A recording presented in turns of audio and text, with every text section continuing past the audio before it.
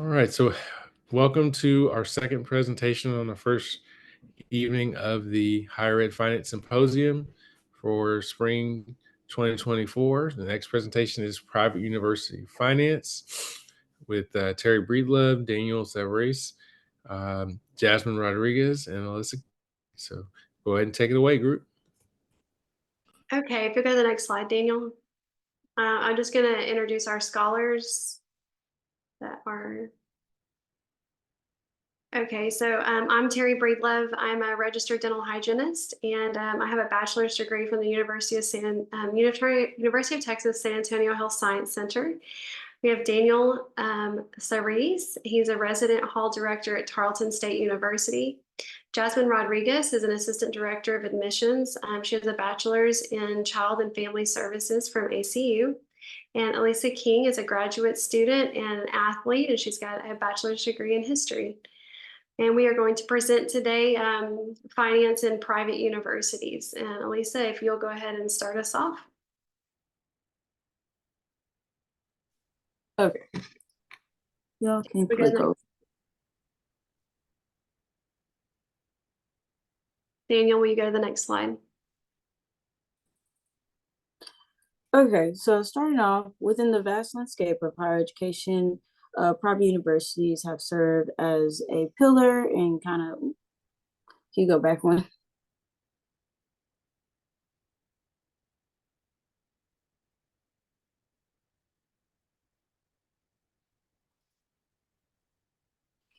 And have just really set an example for modern day education.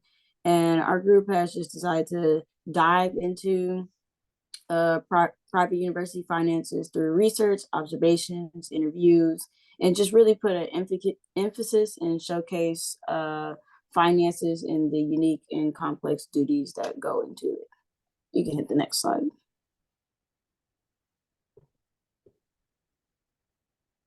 You can hit the next slide, please. Thank you. So within the literary reviews, I just found that throughout our research, some of the most common things are, could you go back for me? One.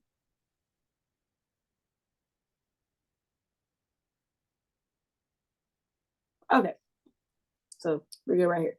So just really throughout our research, I found three key common themes that we've all hit on. The first being that private universities have helped pave the way for the development of higher education in the United States. If we look all the way back to England with Oxford and Cambridge, we see this unique arrangement of private education designed to train men for religious services with their own legal and judicial systems, and then being endorsed by wealthy people, and then later extended over into the American colonies with Harvard University, that being the first higher education institution in the United States. So throughout that time, we see how the scale and specialization of higher education has been expanded into the public domain, and then the development as well as the desire and need for higher education with events such as World War II and post-World War II, and legislation like the GI Bill entering in the conversation within education. Another key finding I found was that the main difference, obviously, between private universities and public universities is ownership and funding. So as we know, private universities are privately owned as far as the institution itself, as well as the land, and public universities are usually owned, or the land that it's on is usually owned by the government. So within this complex job of managing university finances, having that reassurance and being able to have or gain funding sources is a main key to success and stability of the institution. Being that private institutions don't necessarily receive government funding outside of student aid and possible research grants, like public universities, their main source comes from tuition, donations, gifts, among other things. So much like any higher education institution, private universities must allocate funds to support their mission and their goals while budgeting and reporting to organizations such as University Grants Committee, so similar to public universities reporting to like the U.S. Department of Education and making sure that they're up to speed and up to code with all the rules that they have laid out. So another key point I found was that private universities are actually rising in enrollment rates in recent years. So despite the deterioration of high tuition and low acceptance rates, there has actually been a rise in students joining in private higher education in the last few years. And post-pandemic, private universities have been adapting to the demands within the education system and continuing to stream in funding and financial support. And examples like Baylor University in 2021 alone, they saw a jump of 20,626 students enroll in their college. So it was very interesting to see how some students are choosing to jump into private education over public and really just expanding the domain of private education. So. Okay, thank you, Elisa. So during our observations, it's really working in the financial realm of higher education. It's extremely important to stay current on the financial trends and observe the financial structures of the institution that you work at, and also institutions and other professionals at other schools. In doing this, we can better understand how we support colleges, the programs, and the students within higher education. So by observing and understanding how different colleges financially support and create their budgets, it's easier for us to gain insight on maybe our future workplaces. So during our observations, we looked at TCU, Liberty University, and Baylor University, and Newman University. Daniel, if we'll go to the next slide, please.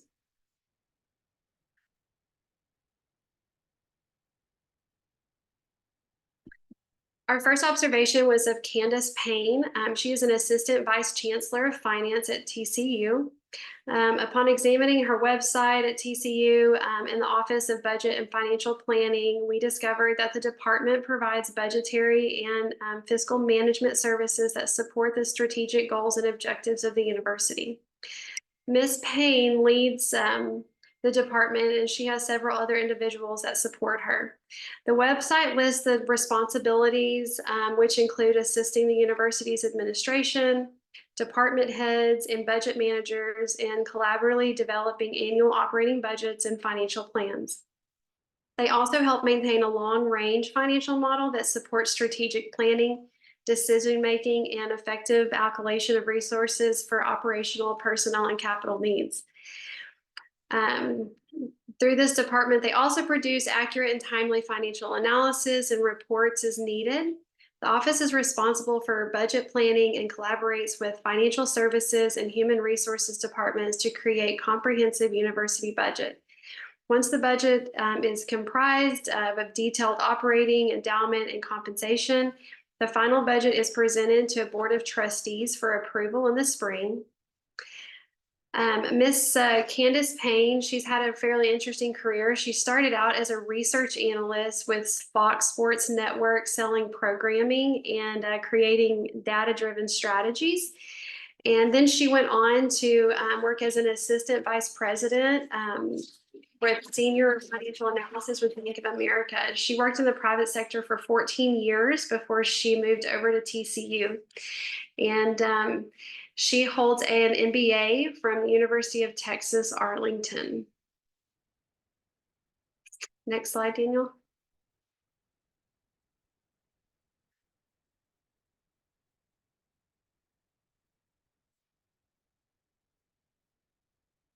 Our next observation was of Dr. Eric Davidson from Baylor University. He works as a finance professor and advisor for the Hankemer School of Business. The budget planning office works very similar to the TCU's office. It includes the same detailed budget.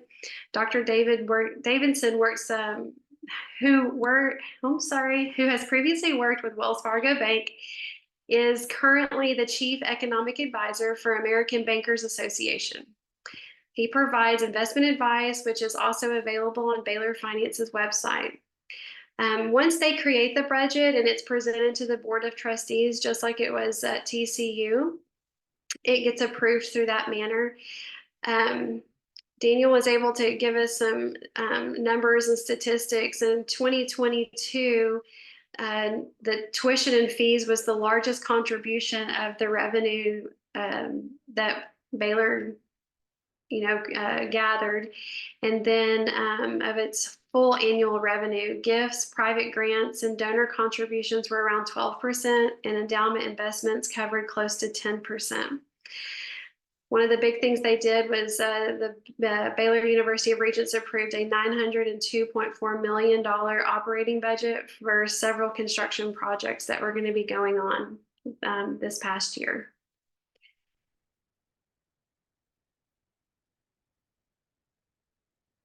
Our third observation was Myra Fanasteel. She's the Director of Financial Aid at Newman University. This observation focused on direct contact with the Financial Aid Office. Ms. Fanasteel provides information about student funding options such as loans, grants, scholarships, and federal working programs. She works closely with the admissions office and loan forgiveness program at Newman University. Having people like Ms. Myra and it's important for the students who do not know how to navigate the financial world. She has 23 years of experience, and she is the president-elect for the Rocky Mountain Association of Student Financial Aid and Administration.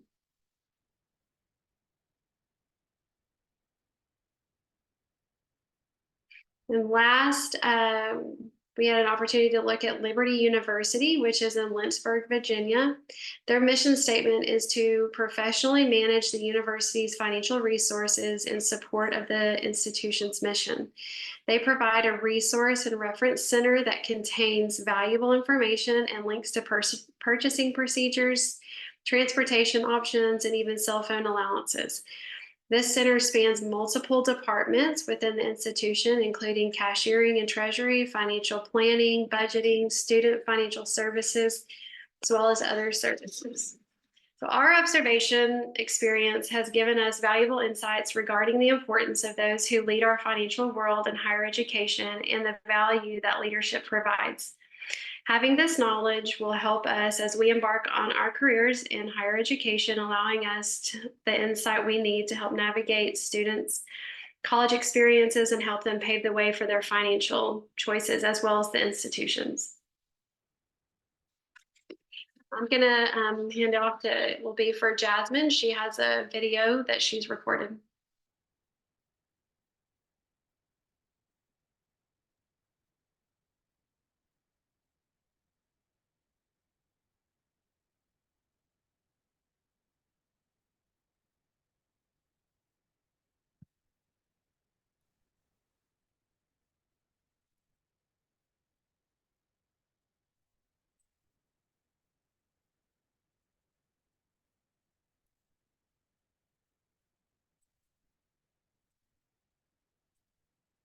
Interview myself and the other group members.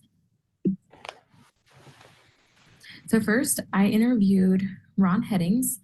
His higher educational role is private university interim vice president of enrollment management. As his job title, he supervises multiple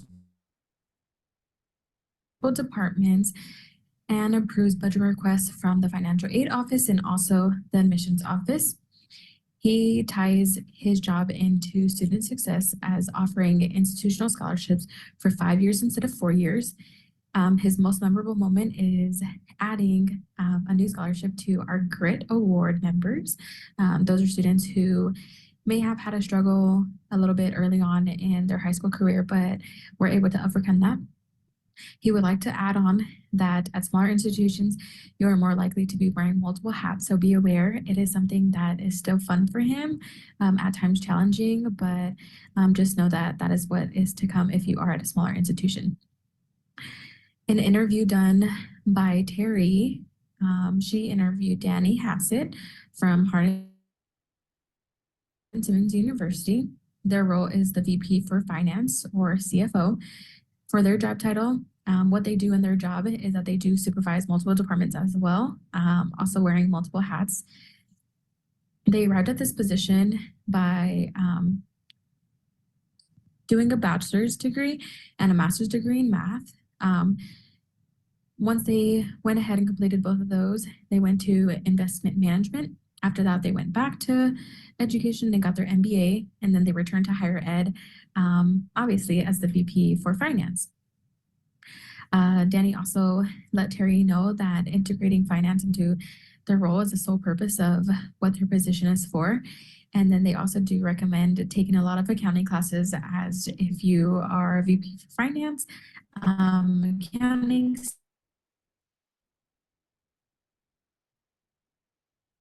stats and anything to do with math is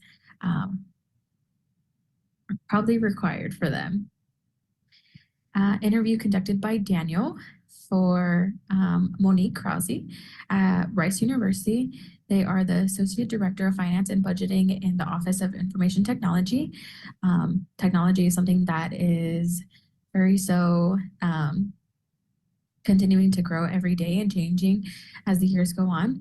She would like to add that her memorable task is that she saved the university $22,000. The reason for that she did this was because there was an incorrect invoice that was about to be sent out, and she went ahead and stopped that as they were about to proceed with it. She likes to stay informed with seminars, conferences, and accounting forums.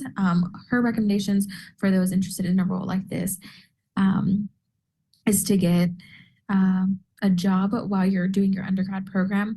Ask for those internships, look where you can, be of help or of use of learning and how to perfect your career. An interview done by Alicia King for Tarleton State University.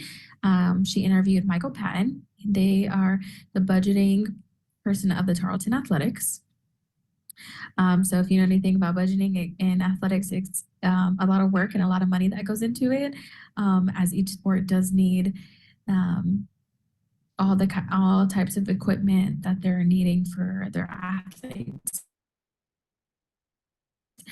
He likes to stay informed with other athletic business managers, reaching out to his colleagues or those of anywhere around him who have heard anything. He also does stays informed with his work by websites such as the College Athletic Business Management Association.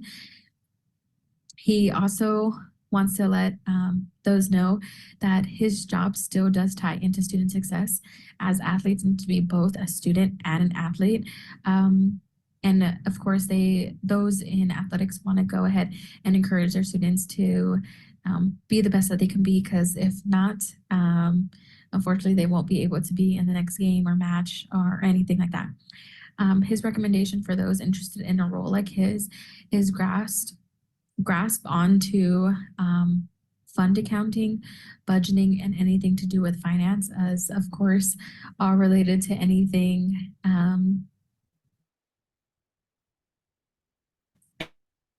in these roles of everybody that I talked about, is that finance is important. Right. One of the underrated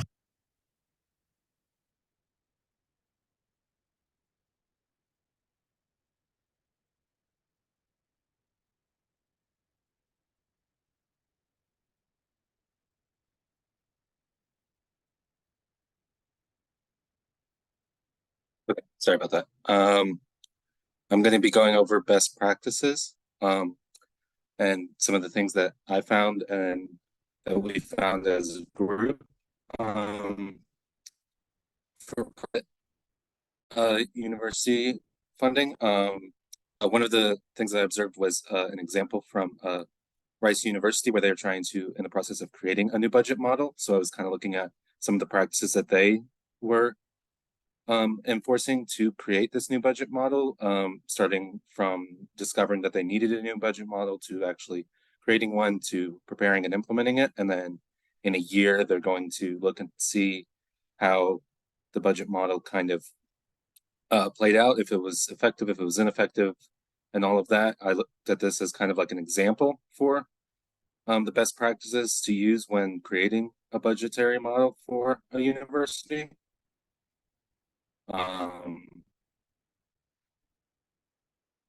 So, and then some of the budgeting tools that we talked about in class, as well as some that I found on the article, on another article, excuse me. So incremental budgeting, performance, based budgeting, zero-based budgeting, and then another thing I found was an article on strategic planning and forecasting for a budget, and that's something that I found to be one of the best ways to budget, was to try to predict what's going to happen within the next year, especially for a university such as private universities that rely so heavily on tuition, grants, and other endowments as part of their revenue, and being prepared for the unseeable future. I know we already talked about Monique, but I had a long conversation with her about some of the things that she recommends for best practices during my interview with her the other day. So some of her advice was to get oversight on financial decisions, to go to people who maybe have more experience, so you can make these financial decisions, separate duties amongst your staff, so it doesn't just fall on one person. Practice good auditing practices using using a program, rely on people with experiences in finances to help get insight or advice. Know that the business is always changing in higher education, that what might happen one day won't happen the next, or 1 year won't happen the next, and all of that. So, and then conclusion and takeaway: private universities primarily differ from public universities in the funding structure of where they get their revenue. Is important to plan and for the future, to see if there's going to be changes in tuition, grants, if they had one grant 1 year and then not the next year, or if the grant's going to increase, or if tuition's going to increase, or enrollment is going to increase or decrease. Basically, one of the main things that we found through all of our collaborations was that experience is the best way to be successful in higher education, whether that be taking classes, interning, working the job. But experience and learning is definitely the best way to get these valuable experiences in finance. It's when I looked at that budget model for Rice, I found that one of the main ways that they recommended was that it was best to experiment and test to find a good model that works for that university or that department, and then plan close in the future, not too far away. A lot of universities like to plan, make 10-year initiatives. Monique mentioned that it's kind of hard to plan finances 10 years in the future because we don't know what's going to come 10 years from now. So just planning a couple years ahead for a university can be very beneficial to that university and their finances. But other than that, I think that's pretty much all our group had. Are there any questions?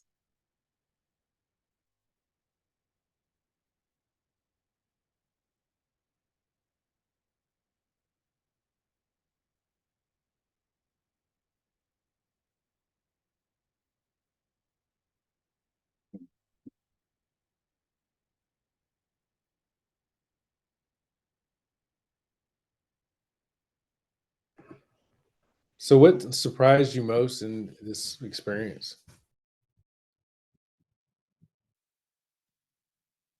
For me, the one thing that I feel like, and it's probably not even that big of a shocker, but I didn't really know what the whole endowment thing was whenever I first started out on this. So to see how investments are made and then how much restrictions are put on some of these endowments, it's not just being able to be used for just a normal operating budget. I mean, they put restrictions on the money that donors give to a college that has to be used for certain things. So although they may have like a ton of money, it looks like in their budget, they may not have that much money to actually do certain things around campus or hire additional teachers or all that kind of stuff.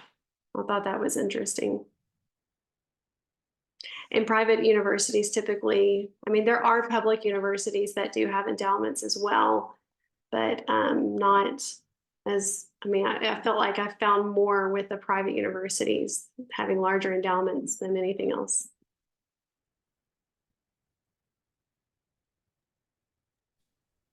For me, I just thought it was really interesting learning about the different methods which private universities get their funding from. Because usually when I think about like universities getting funding, my mind automatically goes to like public institutions. Oh, there's government and financial aid, things like that. But seeing that there are other methods like donations, gifts, and other grants that are not government funding that private universities could get these funds from, it was just really cool to see.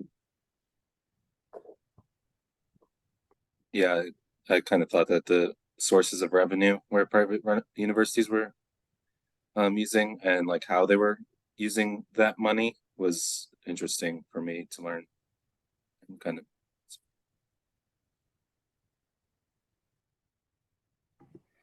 Well, thank you. I appreciate that. It's good to always see what people, got out of the experience. You all did a great job. I just shared in the chat a link to a Wall Street Journal video that came out this week. You've covered higher education revenue sources. So I encourage you to check that out.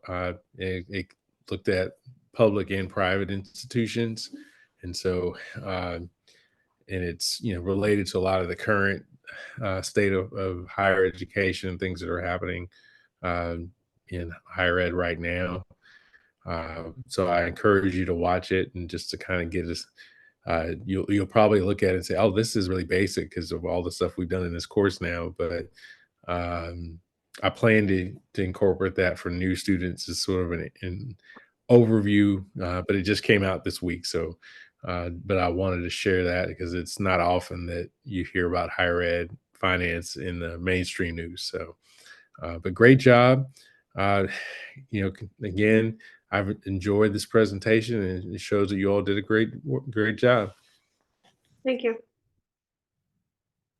Thank you. Thank you.